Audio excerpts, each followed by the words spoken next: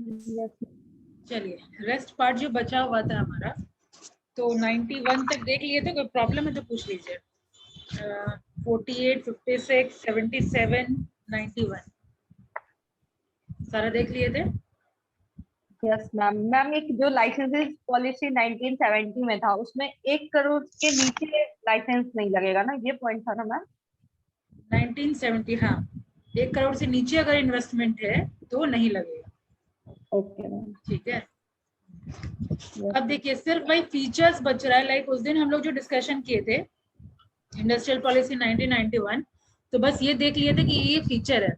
अब देखिए आगे जो है ना, इसी को डिस्क्राइब किया हुआ, लाइक इंडस्ट्रियल लाइसेंसिंग में क्या नया फीचर है, ठीक है, कैसे वो कंट्रोल किया, क्या चेंजेस आए 1991 के बाद, ठीक है, फिर फॉरेन इन्वेस्टमेंट में क्या चेंजेस आया, फिर फॉरेन टेक्नोलॉजी एग्रीमेंट में क्या चेंजेस आया। तो बेसिकली 1991 के बाद इन सारे एरियाज में चेंजेस आया। ठीक है, बस यही फीचर्स है, वो उसके बाद खत्म।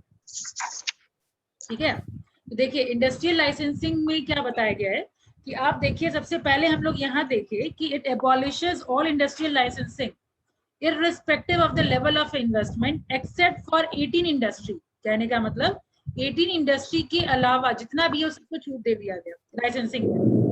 ये फाइनल नहीं है, पहले 18 को छूट मिला। किसको किसको छूट मिला? एक्सेप्ट फॉर 18 इंडस्ट्री, जिसको छूट नहीं मिला, ठीक है, तो सिक्योरिटी को नहीं, सिक्योरिटी और strategic concern, social reason, concern related to safety, overriding environmental issues, ठीक है, तो इन लोगों को बस लाइसेंस लेने का जरूरत है। और manufacture of product of hazardous nature, ठीक है, an article of elitist consumption, ठीक है। उसके बाद फिर से उस लिस्ट को और घटाया गया और कर दिया गया 6, ठीक है। पहले 18 इंडस्ट्री को ही लेने का जरूरत पड़ा, बाकी सबको छूट, ठीक है। आप लोग देख रहे हैं ना 148 पेज में है ये। यस 9.10। यस।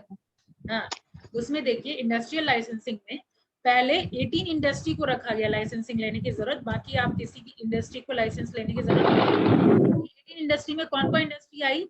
जितना भी स्ट्रेटेजिक इंपॉर्टेंस वाली जितनी इंडस्ट्री है, सिक्योरिटी वाली इंडस्ट्री है, उन सबको बस लाइसेंस लेना होगा और बाकी किसी को नहीं। फिर घटाया गया 6, फिर वो लिस्ट घट के हुआ 6। देखिए later this list was trimmed as now only for 6 item listed in annexure 2। देखिए ये एनेक्सर 2 यहाँ पे जो लिखा है, ये एनेक्सर 2 IRDA का है, ठीक है। एनेक्सर 2 जो यहाँ पे लिखा है industrial development and regulation act 1951, उसमें जो एनेक्सर 2 है उसमें सर्टेन लिस्ट है, ठीक है। बस उन्हीं लोग को हम लोग को फोकस करना। और यहाँ लिस्ट आपके सामने है, देखिए 6 का 6 लिस्ट दिया हुआ है, ठीक है। तो ये इसी में दे रखा है, list of industry for which industry licensing is required is compulsory under IDRA 1951। कौन कौन?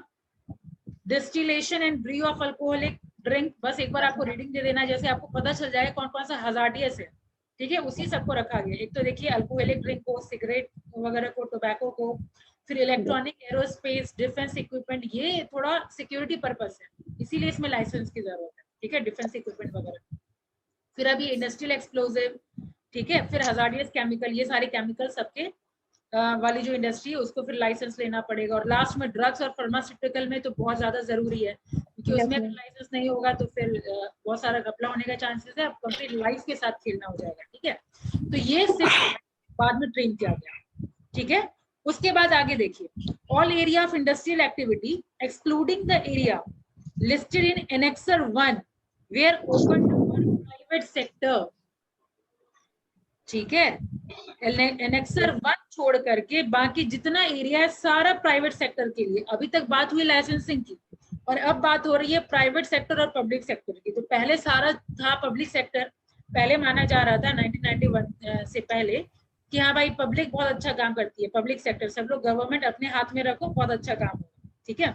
लेकिन इसके बाद देखिए आपका एनेक्सर 1 छोड़ के सारा प्राइवेट के हाथ में दिया जा सकता है। और 6 item were included in this list, और वो 6 आइटम वही है, वही arms ammunition, allied item, defence aircraft, warship, वही ऑटोमिक एनर्जी, ठीक है। ये सारा लिस्ट यहाँ पे दिया हुआ है, जो कि शेड्यूल में दिया था अपन 1956 वाले में, है ना। शेड्यूल 1 में जो दिया वही सारा है, देखिए कुछ डिफरेंट नहीं है।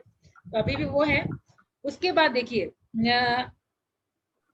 और रेलवे ट्रांसपोर्ट भी, ठीक है। लेकिन आज मतलब करंट जो सिनारियो है, but today only railway transport and atomic energy and its material are reserve for private sector, ठीक है। बाकी सब हो गया आपका in rest private equity, even FDI is allowed through proper procedure. सोचिए पहले सब गवर्नमेंट अपने हाथ में रखती थी और अब प्राइवेटाइज तो की इसके अलावा एफडीआई का भी परमिशन हो गया, फॉरेन डायरेक्ट इन्वेस्टमेंट, एफडीआई का फुल फॉर्म पूछता है, फॉरेन डायरेक्ट इन्वेस्टमेंट का भी परमिशन हो गया, ठीक है। इसके अलावा नेक्स्ट लाइसेंसिंग में बात हो रही है, पहले में लाइसेंसिंग का जिक्र हुआ, सेकंड में पब्लिक और प्राइवेट का डिस्कशन हुआ, अब देखिए बात हो रही है यहाँ पे इंटरप्रेन्योरशिप के लिए। इनको बस इंडस्ट्रियल इंटरप्रेन्योर मेमोरेंडम सबमिट करना है, ठीक है, किसको, सेक्रेटरीट को, फॉर इंडस्ट्रियल अप्रूवल, ठीक है, प्रोसीजर नहीं है। उसके बाद फेज्ड मैन्युफैक्चरिंग प्रोग्राम जो है उसको भी एबॉलिश किया गया। अब ये फेज्ड मैन्युफैक्चरिंग प्रोग्राम क्या है, पहले क्या होता था कि अगर हम लोग को बाहर से अगर कुछ इंपोर्ट करना है सर्टेन टेक्नोलॉजी तो वो अलाउड नहीं था, ठीक है। उसमें कोशिश होती थी कि आप इंडिजिनस मशीनरी वगैरह ही प्रोड्यूस करिए, अपने देश का ही कोशिश करिए प्रोड्यूस करने का, अपने देश में ही प्रोड्यूस करने का सोचिए, कोशिश होता था कि इंपोर्ट ना करना पड़े, ठीक है। तो इसको भी एबॉलिश किया गया, फाइन। उसके बाद नेक्स्ट में बात हो रही है investment promotion and project monitoring cell. ये बेसिकली इंफॉर्मेशन प्रोवाइड करती है, सारे एंटरप्रेन्योर्स को इंफॉर्मेशन प्रोवाइड का काम करती है, फाइन। कोई भी प्रोजेक्ट इंप्लीमेंट हो रहा है उसका प्रोग्रेस हम लोग चेक करते हैं इसको, फाइन। तो इसका प्रमोट किया गया। देखिए an investment promotion and project monitoring cell is set up in the Department of Industrial Policy and Promotion, Ministry of Industrial, to provide information to entrepreneur and to monitor progress of implementation of various projects, ठीक है। अब आगे देखिए, de-licensing has been the key feature of Industrial Policy 1991, ठीक है। This gave a big impetus to the investment and employment creation in coming year, ठीक है, जिसकी वजह से आने वाले साल में एम्प्लॉयमेंट का क्रिएशन भी हुआ और इन्वेस्टमेंट भी बढ़ा, ठीक है। तो लाइसेंसिंग में मेन फोकस यहाँ डी लाइसेंसिंग हम लोग देख रहे हैं। ये था आपका पहला feature, clear? Yes ma'am. Foreign investment, तो फॉरेन इन्वेस्टमेंट में अब तक सेकंड जो फीचर है फॉरेन इन्वेस्टमेंट, और इससे पहले हम लोग देख रहे थे कि हम लोग फॉरेन इन्वेस्टमेंट को परमिशन ही नहीं दे रहे थे, देख रहे थे। Yes ma'am. जो पढ़ते आए फॉरेन परमिशन की, फॉरेन कैपिटल की बात हो रही थी, लेकिन कंट्रोल हमेशा बोला जा रहा था इंडियन के हाथ में ही रखने को, ठीक है। लेकिन 91 के बाद ये फोकस किया गया। देखिए this was a revolutionary step taken by the Rao government in the last 50 years of economic planning. Nobody has ever imagined that one day a socialist economy like India would give free access to foreign equity, ठीक है। लेकिन करना पड़ा, क्यों पता है? मैं discussion हम लोग ऑलरेडी कर चुके हैं कि हमारा 91 मजबूरी थी, हमारे पास राशन पानी नहीं था, रिजर्व सब कुछ कम होने लगा था, है ना। तो वही चीज यहाँ पे लिखा हुआ है, दो 1956 industrial policy accepted the role of foreign equity, but since independence we have always looked foreign equity as short of economic slavery, ठीक है। इससे पहले तक हम लोग ये मानते थे कि अगर हम फॉरेन कैपिटल पे डिपेंड करते हैं तो एक तरीके से ये इकोनॉमिक स्लेवरी हो जाएगा, ठीक है। उसको दर्शाता था, उन लोग का ये मानना था, और मानना सही भी था, क्योंकि हम लोग इतने साल के बाद आजाद हुए थे तो लगता था कि अगर हम परमिशन देंगे तो अगेन फिर से हम लोग गुलाम हो जाएंगे, ठीक है। तो ये माना जाता था। लेकिन in coming year doors of India were closed for foreign equity, but in last 50 years the vast underutilization of resources, आगे बात, underutilization of resources, unemployment, poor infrastructure and pervasive poverty compelled the government to open door for foreign equity. इन सब की वजह से foreign equity को लाना compulsory हो गया, गवर्नमेंट कंपेल हो गई कि हमको लाना पड़ेगा और दूसरा ऑप्शन ही नहीं है, ठीक है। वही चीज है यहाँ पे। Today India welcome foreign equity in almost every sector, ठीक है। तो इन 1991 इट अलाउड किसको, कहाँ, पहले automatic approval for foreign equity participation, अभी ऑटोमेटिक अप्रूवल क्या हुआ? ऑटोमेटिक अप्रूवल कहने का मतलब क्या पता है किसी को? ऑटोमेटिक मतलब गवर्नमेंट खुद पे खुद। हाँ, मतलब गवर्नमेंट के इंटरवेंशन की जरूरत नहीं है, गवर्नमेंट से परमिशन लेने की जरूरत नहीं है। आप इतने अमाउंट तक डायरेक्ट आप इन्वेस्ट कर सकते हैं, ठीक है। That is automatic approval. किस चीज के लिए? For foreign equity participation up to 51% is granted in high priority industry. High priority industry में कौन कौन आ गया?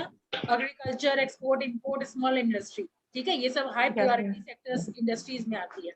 नेक्स्ट इज फॉरेन ट्रेडिंग के लिए अलाउड किया गया, ठीक है। Foreign trading companies are allowed to invest up to इतना in Indian trading houses engage in export activity, ठीक है। इसके अलावा होटल एंड टूरिज्म में भी परमिशन मिला। और फिर ये लिस्ट है, ये रीड आउट कर लीजिएगा। तो आपको परमिशन मिलता चला गया, ठीक है। इसके बाद देखिए एक ये है आपका GDR, इसका शॉर्ट फॉर्म पूछता है, ठीक है। मतलब शॉर्ट फॉर्म का फुल फॉर्म आपको पूछा जाता है, ग्लोबल डिपॉजिटरी रिसिप्ट और American deposit receipt for foreign currency convertible bond. Basically ये सब क्या चीज है कि अगर आप कहीं भी बाहर विदेश में कोई भी अगर शेयर वगैरह लेते हैं तो बैंक एक सर्टिफिकेट इशू करती है, ठीक है, जो कि प्रूव होता है कि यहाँ पे आप कहीं भी इन्वेस्ट कर सकते हैं, ये इसका प्रूव है, ठीक है। वही चीज है, देखिए लिखा हुआ foreign investment through GDRs and ADRs and FCCBs are treated as FDI investment, ठीक है। फिर क्या है? Indian companies are allowed to raise equity capital. Indian companies are allowed to raise equity capital in international market through issue of GDR ADR, है दिया हुआ। अब वहां पे हम इन्वेस्ट करेंगे, उसके बदले आपको सर्टिफिकेट दिया जाएगा, ठीक है, कि यहाँ हमने इन्वेस्ट किया है। अब देखिए next, location policy. Location policy में क्या था? पहले आप हम लोग देख रहे थे कि कितना पॉपुलेशन होना चाहिए, उसमें रिस्ट्रिक्शन है। यहाँ पे क्या है? एटलीस्ट 25 किलोमीटर अवे होना चाहिए। वो भी क्या, सारे इंडस्ट्रीज के लिए नहीं, जो अगर हजार्डियस है, ज्यादा पॉल्यूशन दे रही है जो पर्टिकुलर इंडस्ट्री, तो उसको इंश्योर करना है कि एटलीस्ट 25 किलोमीटर दूर होना चाहिए स्टैंडर्ड अर्बन एरिया से। देखिए, industrial undertaking are free to select the location of a project in case of cities with population of more than 1 million. However, the proposed location should be at least 25 kilometer away from the standard urban area, ठीक है। इसके अलावा किसी non polluting industry का दर्जा दिया गया है इन सारे इंडस्ट्रीज को, जैसे इलेक्ट्रॉनिक हो गया, कंप्यूटर, सॉफ्टवेयर एंड प्रिंटिंग, इन सबको एग्जेम्प्ट किया गया है लोकेशनल रिस्ट्रिक्शन। ये एग्जेम्प्ट वाला आपको याद रखना है और ये 25 किलोमीटर वाला आपको याद रखना है। 2 पॉइंट में ये पॉइंट खत्म, ठीक है। अब इन्वायरमेंटल क्लियरेंस, वही क्लियरेंस आपको सर्टेन इंडस्ट्री को क्लियरेंस वाला रिपोर्ट चाहिए होगा, दिखाना होगा काम करने के लिए, ठीक है। तो entrepreneurs are required to obtain statutory clearance related to pollution control and environment for setting up an industrial project, ठीक है। उसके बाद है foreign technology agreement. Again foreign technology agreement are permitted either through automatic route, क्या होता है वो already आप जान चुके हैं, under delegated power exercised by RBI और by government. However, cases involving industrial licensing, small scale reserved item do not qualify for automatic approval। यानी ये जिसको लाइसेंस की जरूरत है, स्मॉल स्केल रिजर्व में जो भी है, उसको ऑटोमेटिक अप्रूवल की रिक्वायरमेंट नहीं है, ठीक है, उन लोगों को परमिशन नहीं दिया गया है। ये है आप लोगों का फॉरेन टेक्नोलॉजी एग्रीमेंट, ठीक है। अब आ जाइए public sector policy. Public sector policy next feature, बाकी ऐसा कोई टर्म नहीं है जो समझाने लायक है।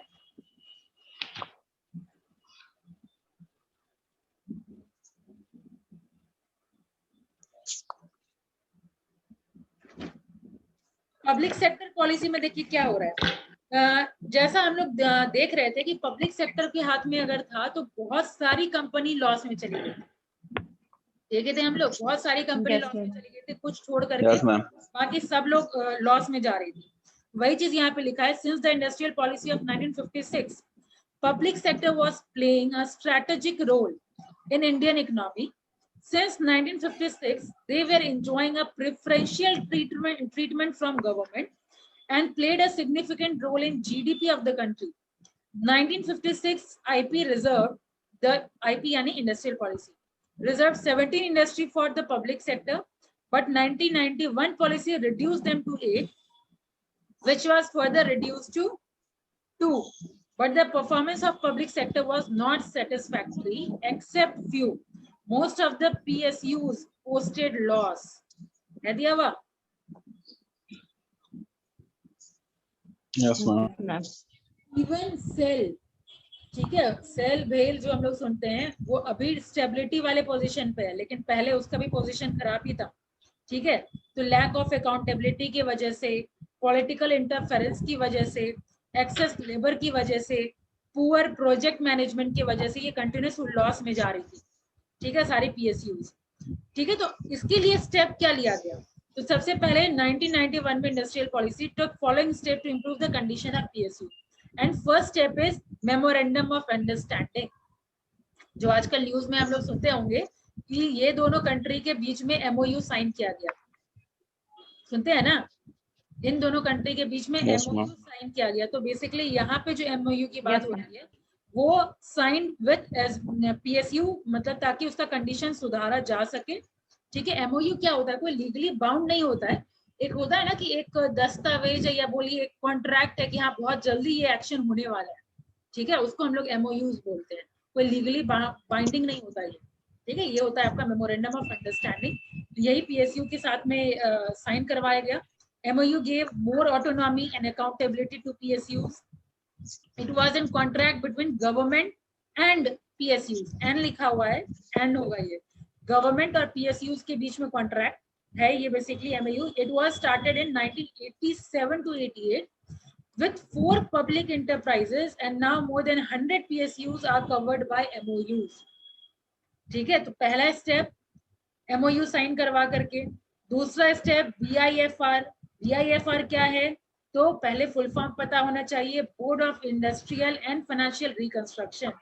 इंडस्ट्रियल एंड फाइनेंशियल रिकंस्ट्रक्शन की बात हो रही है, यानी जो इंडस्ट्री मतलब वीक हो गई है, सिक हो गई है, उसको रिहेबिलिटेट करने की बात हो रही है।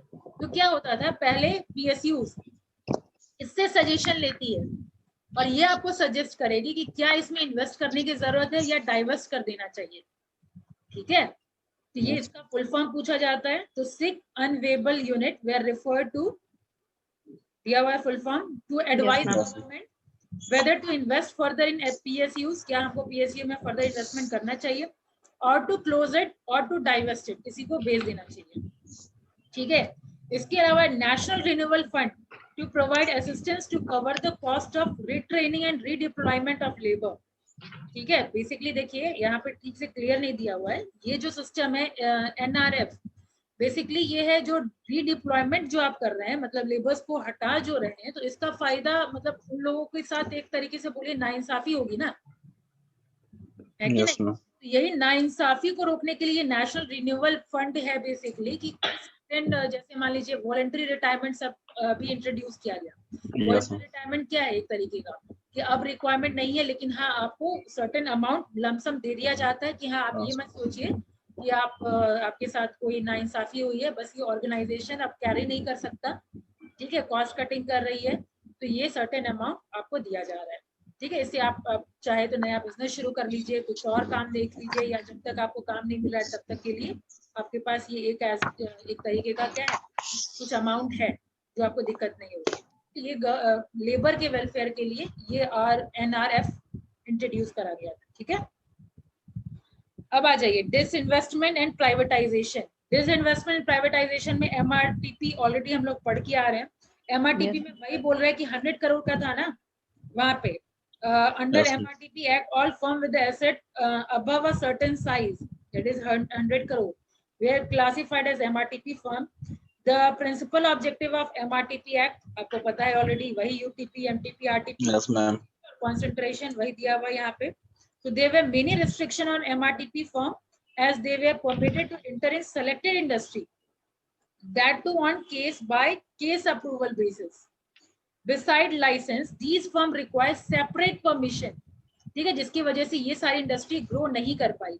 इस वजह से 1991 MRTP Act has been reconstructed and pre-inter restriction have been removed। जितना restriction था 1991 में उसको हटाया गया to respect to new undertaking, expansion, amalgamation, इन सब में कोई रिस्ट्रिक्शन जितना भी था वो हटा दिया गया।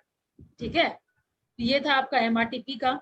और लास्ट में आपका अप्रेजल ऑफ इंडस्ट्रियल पॉलिसी। तो सबसे बड़ा अप्रेजल तो यही है कि जितना रिस्ट्रिक्शन है, आप देखिए अभी लाइसेंस के थ्रू जो रोका हुआ था, एक तरीके से उड़ने नहीं दिया जा रहा था। ठीक है, तो वो सब ये एफडीआई इंट्रोड्यूस करके, लाइसेंसिंग को इंट्रोड्यूस करके, फाइन फॉरेन टेक्नोलॉजी कोलैबोरेशन को क्या किया गया, उसको थोड़ा उड़ने का मौका दिया गया। क्योंकि बहुत सारी ऐसी इंडस्ट्री थी जो इन सारे नियम कानून की वजह से ठीक से अपना प्रोडक्शन नहीं बढ़ा पा रही। तो आप देख रहे होंगे वही लिखा हुआ है, इट फ्री, पहला क्या है, फ्री किया गया इंडस्ट्री को टू स्प्रेड इट विंग्स। और इसके अलावा open the door for MNCs, ठीक है, and give clear message to Indian firm that either perform or perish, या तो आप परफॉर्म करिए या तो ऑटोमेटिकली कंपटीशन इतना है आप ऑटोमेटिकली बाहर चले जाए। ठीक है, यही कारण है आपका ये सारी इंडस्ट्री जैसे एशियन पेंट हो गया, टाटा टी हो गई, ये अभी इंटरनेशनल ब्रांड को एक्वायर कर रही है। टेटली एक इंटरनेशनल टी ब्रांड है।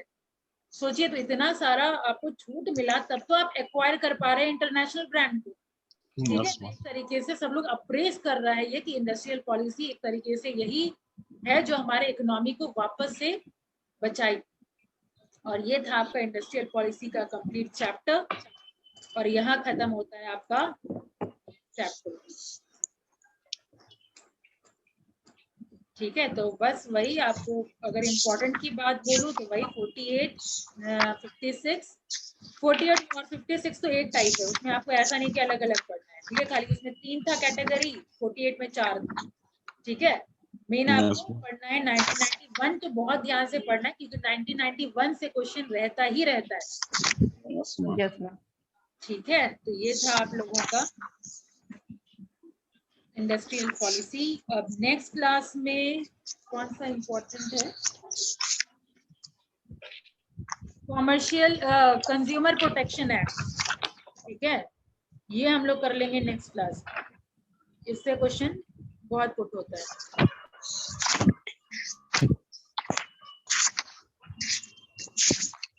जो होते जा रहा है आप टिक लगाते जाइए। अगर हम लोग इम्पोर्टेंट कर लेंगे, उसके बाद अगर एग्जाम का डेट भी आ जाएगा तो भी टेंशन नहीं होगा। ठीक है, अगर नहीं आए तब आराम से पढ़ेंगे, फिर से रिवाइज करेंगे। ठीक है, अभी फिलहाल कुछ प्रॉब्लम है, कोई दिक्कत परेशानी?